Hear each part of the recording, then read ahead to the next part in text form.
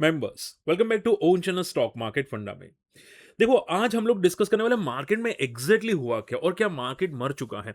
And देखो, बहुत सारे कंपनीज के रिजल्ट्स हैं, वन बाय वन एक्सप्लेन करूंगा और कुछ चार्ट्स भी है जो मैं आपको बताऊंगा। तो थोड़ा फोकस करना, ठीक है। इंपॉर्टेंट चीजें हैं, थोड़ा इंपॉर्टेंट फोकस करना। बट देखो, मैं आपको सिंपल बताना चाहूंगा, थोड़ा ध्यान से सुनना। देखो, मिड कैप इंडेक्स के अंदर आज प्रॉफिट बुकिंग थोड़ी ज्यादा आई। मैंने देखा बहुत सारे स्टॉक्स में आज प्रॉफिट बुकिंग थी। देखो, मैं भी स्विंग ट्रेड आज ज्यादा नहीं कर पाया, एक स्टॉक लिया था बट ज्यादा कुछ हुआ नहीं। बीटीएसटी किया, बीटीएसटी के लिए यहाँ पे एक रखा था, दो स्टॉक, एक स्टॉक रखा था जो 2 दिन पहले रखा था। वो आज मैंने यहाँ पे जाके प्रॉफिट बुक किया, 2-3 दिन पहले रखा था। ठीक है। तो मार्केट में कुछ है नहीं, तो मैंने आज किया स्ट्रैंगल, शॉर्ट स्ट्रैंगल मैंने किया। ठीक है, मार्केट एक रेंज बाउंड लग रहा था, बट मैंने सोचा कि अगर ज़्यादा बड़ी रेंज हो जाती है तो भी मुझे प्रॉफ़िट मिल सकता है, क्योंकि मैंने जो शॉर्ट स्ट्रैंगल किया था, वो मैंने किया था नेक्स्ट वीक का। ठीक है? नेक्स्ट टू नेक्स्ट वीक का यहाँ पे अप्रॉक्सिमेटली 25 तारीख के आसपास का शॉर्ट स्ट्रैंगल था। ठीक है? तो वहाँ पे भी मुझे प्रॉफ़िट मिला। बट देखो, मैंने एक शॉर्ट स्ट्रैंगल सेव करके रखा था जो मैंने 11 तारीख को किया था। ठीक है? ऑन पेपर ट्रेड आप बोल सकते हैं। वो शॉर्ट स्ट्रैंगल आज की डेट में 6 लॉट पे किया था, 40,000 का प्रॉफ़िट दे रहा था। 40,000 का, सोचो। ठीक है? और देखो, जिनको नहीं पता सर शॉर्ट स्ट्रैंगल होता क्या है, आप ये समझ के चलो कि मार्केट अगर साइडवेज होता है, तो आपको प्रॉफ़िट मिलता है। ठीक है? अब देखो, ये यहाँ पे लॉसेस होता है। अगर मार्केट मान लो कि 2400 के नीचे जाता है, 24,000 के नीचे जाता है, तो मुझे लॉस होना स्टार्ट हो जाता है। मार्केट अगर यहाँ पे 24,800 के ऊपर जाता है, तो मुझे लॉस होना स्टार्ट हो जाता है। अगर मार्केट यहाँ पे 24,000 से लेके 24,700 के बीच में रहता है, ठीक है? या ज़्यादा से ज़्यादा 24,800, तो मुझे प्रॉफ़िट होता है। ठीक है? तो मैंने ऐसा शॉर्ट स्ट्रैंगल किया था। ठीक है? तो आज इंट्राडे में मैंने ट्राई किया था कम से कम 4 लॉट से। ठीक है? इवन आज मार्केट में मोमेंटम आई तो भी मैं प्रॉफ़िट में था शॉर्ट स्ट्रैंगल के अंदर। ठीक है? तो शॉर्टेज सिंबल में देखो, मार्केट ऐसा है कि रेंज बाउंड है, और अगर आपको शॉर्ट स्ट्रैंगल करना है निफ्टी में, ठीक है? तो थोड़ा ध्यान से सुनना। देखो, शॉर्ट स्ट्रैंगल अगर आपको निफ्टी में करना है ना, बेस्ट टाइमिंग होता है 10:15। क्या? 10:15। और एक्सपायरी भी करंट एक्सपायरी मत लेना, नेक्स्ट एक्सपायरी लेना। ठीक है? मान लो कि भाई करंट एक्सपायरी क्या हो गई, तो कि 18 तारीख हो गई, मंगलवार की एक्सपायरी। ठीक है? आपको करंट नहीं लेनी है, आपको नेक्स्ट वीक की लेनी है। बात समझ में आ रही है? और आपको सिंगल लॉट से ट्राई करना है, एक बार देखो पेपर ट्रेड करके। ठीक है? क्या होता है? बात है क्लियर? तो देखो, मेरे साथ रहोगे, काफ़ी चीज़ें सीखने को मिलेगी, और शॉर्ट ट्रायंगल्स काफ़ी बेनिफिट लेते हैं। ठीक है? काफ़ी बेनिफिट देते भी हैं। एनीवे, मार्केट एकदम साइडवेज आज, कोई ज़्यादा मोमेंटम था नहीं। अब रीज़न ये था कि क्रूड ऑयल की अगर मैं बात करने जाऊँ, तो क्रूड ऑयल 90 के आस-पास सस्टेन करा है। अब आप देखोगे क्रूड ऑयल 3 दिन से 4 दिन से साइडवेज है 90 के आस। इसी की वजह से निफ्टी भाग नहीं रहा है। ठीक है? साइडवेज हो चुका है कि अगर क्रूड ऑयल 90 के ऊपर जाएगा, तो निफ्टी फॉल कर लेगा। अगर क्रूड ऑयल यहाँ पे 80 के आस-पास आएगा, तो वो निफ्टी भागेगा। ठीक है? और उसी को क्रूड ऑयल को देख के यहाँ पे मार्केट साइडवेज हो चुका है। आई बात समझ में? अब देखो, मार्केट में, स्टॉक मार्केट में कुछ स्पेसिफिक कंपनीज के अच्छे रिजल्ट्स आ रहे हैं, और थोड़ा ध्यान से सुनना। गैलेक्सी सरफेसकैन, ये स्टॉक अपर सर्किट मारी 20% की। ठीक है? और प्रॉफिट डबल हो चुका है। अब देखो, ध्यान से सुनना, जो बताऊंगा वो यहाँ पे फोकस करना। एक स्टॉक था, सी, एक स्टॉक था, आप यहाँ पे चार्ट फोकस कर सकते हैं।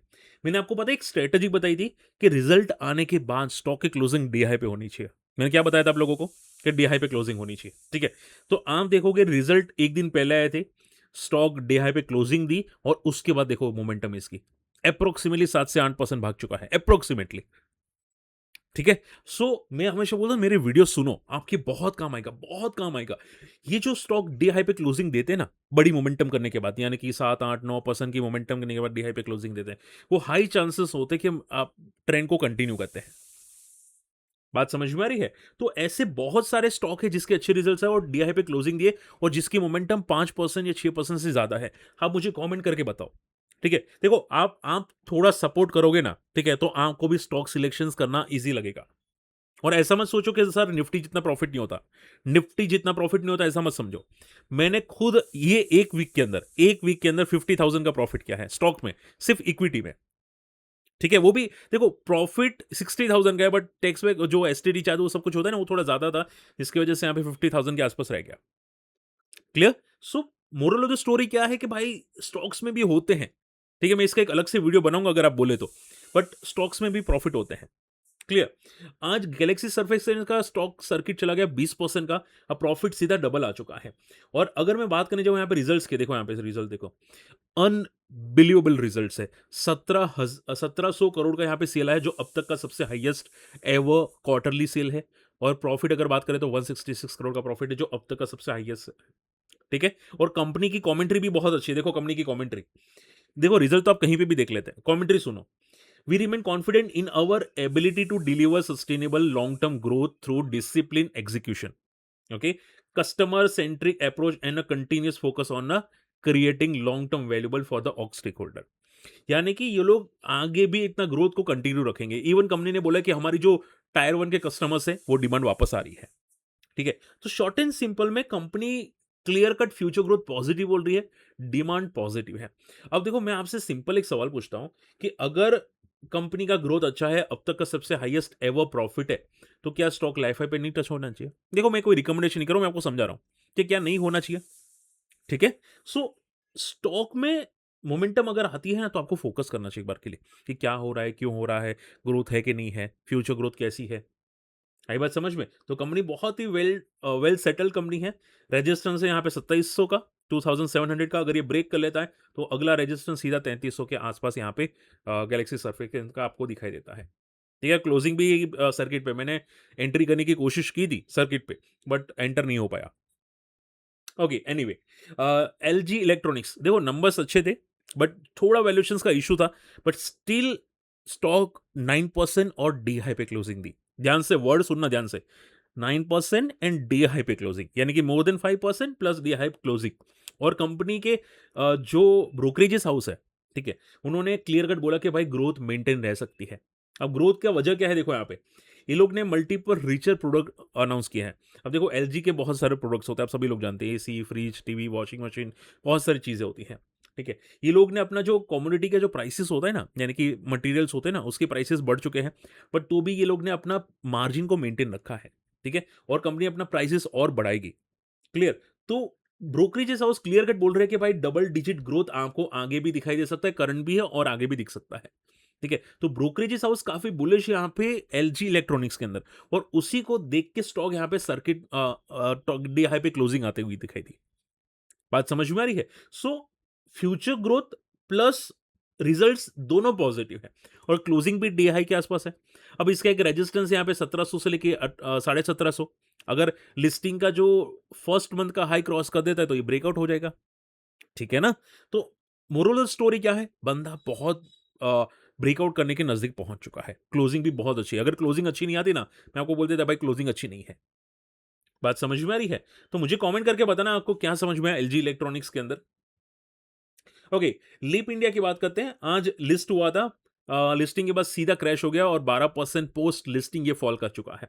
अब देखो लीप इंडिया, मैं आपको यहां पे बताता हूं, सी फोकस करो। ये बंदे का ग्रे मार्केट था 8% का। मैं हमेशा आपको बोलता हूं ना कि भाई 20% से कम ग्रे मार्केट में ज्यादा दिखता नहीं, बहुत रिस्की हो जाता है। ठीक है? बहुत रिस्की हो जाता है। इवन फॉल मार्केट में तो वो फॉल कर जाता है। ये सबसे बेस्ट एग्जांपल है। ठीक है? लिस्टिंग इसकी थोड़ी पॉजिटिव हुई थी, बट इंस्टेंटली क्रैश हो गया। ओके, सो आप देखो, मैं आपको सिंपल बोलता हूं, ग्रे मार्केट कम से कम तीसरा दिन खत्म होने के बाद भी 15% से ज्यादा होना चाहिए मिनिमम। 20% तो मैं बेस्ट लेवल बोलता हूं।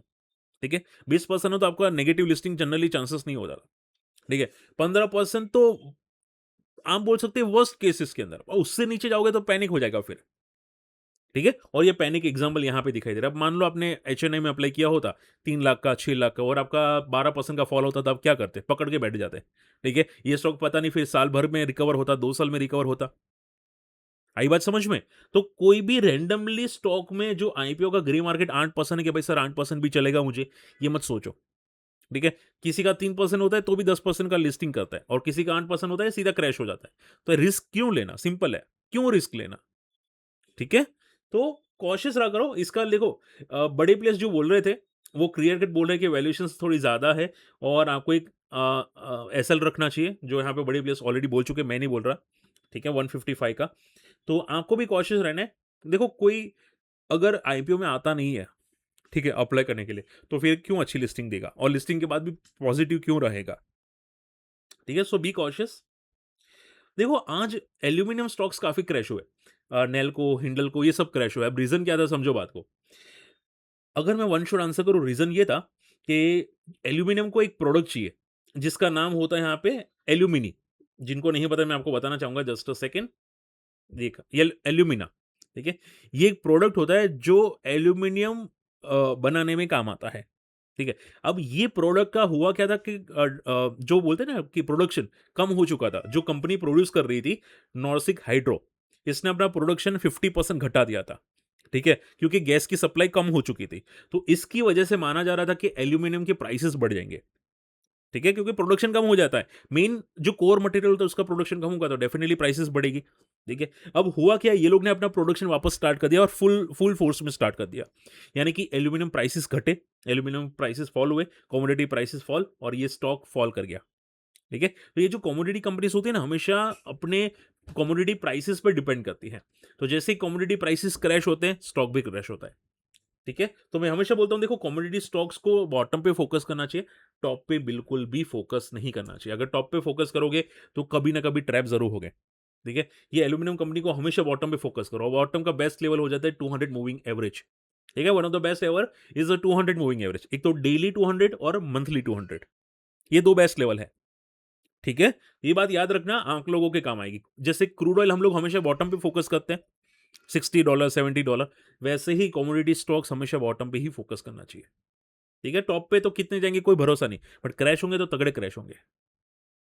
फुजियामा पावर देखो, मार्च मंथ से ये बंदा 153% भाग चुका है। आपको स्टॉक्स मोमेंटम नहीं मिल रहे, ठीक है? मार्केट में है भाई, ये सभी स्क्रीनर्स में आपको मिल जाते हैं। अगर आपको देखो चार्ट को पढ़ना है ना तो ये बेस्ट चार्ट रीडिंग है, देखो यहाँ पे। सी कितनी स्मूथ मोमेंटम है। यहाँ पे वॉल्यूम्स आए थे, बड़े प्लेयर्स की एंट्री यहाँ पे हो चुकी थी। ये वॉल्यूम्स होते हैं ना, यहीं पे बड़े प्लेयर्स की एंट्री हो चुकी थी। फिर आप देखोगे यहाँ पे 20 डे वहाँ पे सपोर्ट लिया, मोमेंटम वापस सपोर्ट लिया, वापस मोमेंटम। इतनी स्मूथ मोमेंटम करते वो लोग, ठीक है? आपको पता कैसे चलता है कि बड़े प्लेयर्स आए हैं? वॉल्यूम्स को देख के और 1 दिन का वॉल्यूम्स मत देखो, 1 वीक का वॉल्यूम्स देखो, ठीक है? 7 दिन का, 15 दिन का वॉल्यूम्स देखो। बात समझ में आई? मैंने मैंने अभी रिसेंटली डिस्कस किया था ना रिस्क है तो इसके सीरीज के अंदर कौन-सा डिस्कस किया था? वेरोक इंजीनियरिंग और देवयानी इंटरनेशनल दोनों भागे हैं देखो। दोनों ये वीक के अंदर तगड़े भागे हैं, ठीक है? तो वॉल्यूम्स को देखो, वॉल्यूम्स आपको क्लियर बता देंगे कि कौन-सा स्टॉक में मोमेंटम है, कौन-सा स्टॉक के अंदर बड़ा प्लेयर है, ठीक है? और ये स्क्रीनर जो है मैं ऑलरेडी कम्युनिटी मेंबर्स को शेयर कर चुका हूँ, जो हमारे कम्युनिटी मेंबर्स हैं। अगर आप चाहें तो आप हमारे लिंक से अकाउंट ओपन कर सकते हैं, ओके? चलिए तो फुजियामा मोमेंटम काफ़ी अच्छी है, रिज़ल्ट्स के बाद भी भाग रहा है। हाँ, रिज़ल्ट्स के बाद कितना भागेगा कहना मुश्किल है, बट रिज़ल्ट का आई थिंक 7 दिन का हाई ऑलमोस्ट ये पहुँचने वाला है। ठीक है, तो देखते हैं यहाँ पे मोमेंटम तो काफ़ी अच्छी है, बट वर्टिकल पे थोड़ा कॉशियस रहना। जभी भी ये स्टॉक डेली चार्ट पे वर्टिकल आए तो सपोर्ट लेने आ सकता है, जो है 20 moving average. And last not the least knowledge marine engineering फाड़ू रिज़ल्ट है। कंपनी का प्रॉफिट ग्रोथ 111 मिलियन से सीधा बढ़ के 600 मिलियन। ठीक है? 6x का ग्रोथ आया है प्रॉफिट के अंदर। भाई अनबिलीवेबल ग्रोथ है, अनबिलीवेबल कंपनी है। एक टाइम पे मेरे पास ये स्टॉक था और मैंने एसएमई सीरीज़ जो मेरी थी फर्स्ट टाइम, तब भी मैंने ये स्टॉक डिस्कस किया था एसएमई सीरीज़ के अंदर। ठीक है? उस टाइम पे ये स्टॉक अराउंड 600 के आस-पास होगा। ठीक है? उसके बाद आप देखोगे स्टॉक यहाँ पे 2400 तक जाता हुआ दिखाई दे तो अनबिलीवेबल यहाँ पे मोमेंटम है स्टॉक का। ओके? सो रिजल्ट्स भी फाड़ू हैं, देखते हैं यहाँ पे क्या सस्टेन करता है कि नहीं बट अनबिलीवेबल रिजल्ट्स है। क्लियर? रही बात क्रूड ऑयल की, क्रूड ऑयल में देखो कॉशियस रहना, क्रूड ऑयल में मोमेंटम वापस आई थी, ब्रेकडाउन हुआ था, वापस ये चला गया, अराउंड 85 के आसपास पहुंचा था, वापस ये रिकवर कर गया और रेंज बाउंड हो चुका है। तो क्रूड ऑयल में सपोर्ट अभी है 200 moving average which is around 86 to 85। ये जैसे ही 1 आवर चार्ट के अंदर ब्रेकडाउन होता है सीधा 83 पे टेस्ट करेगा। ठीक है? रही बात गोल्ड की, गोल्ड में भी यहाँ पे एक रेजिस्टेंस मोड पे है, सो बी केयरफुल। गोल्ड एग्जैक्टली एक रेजिस्टेंस पे है, 4400 के आसपास। अगर वो ब्रेक करता है तो गोल्ड में ब्रेकआउट होगा, वरना यहाँ से ईज़ी फॉल आएगा। ठीक है? चलिए और सिल्वर की बात करते हैं। सिल्वर $64 पे है यूएस मार्केट के अंदर। इंडियन मार्केट के अंदर आप लोगों ने देखा है 2,36,000 के आसपास है। वहाँ पे भी एक रेजिस्टेंस है सिल्वर में, अराउंड 2,50,000 2,70,000 के आसपास। क्लियर? चलिए होप आज का वीडियो पसंद है, वीडियो शेयर करना, चैनल सब्सक्राइब कर लेना। फ्री टेलीग्राम में नहीं है, जाके ज्वाइन कर लेना, सर्च करना माई स्टॉक मार्केट फंडा। मिलते हैं अगली वीडियो में, बाय।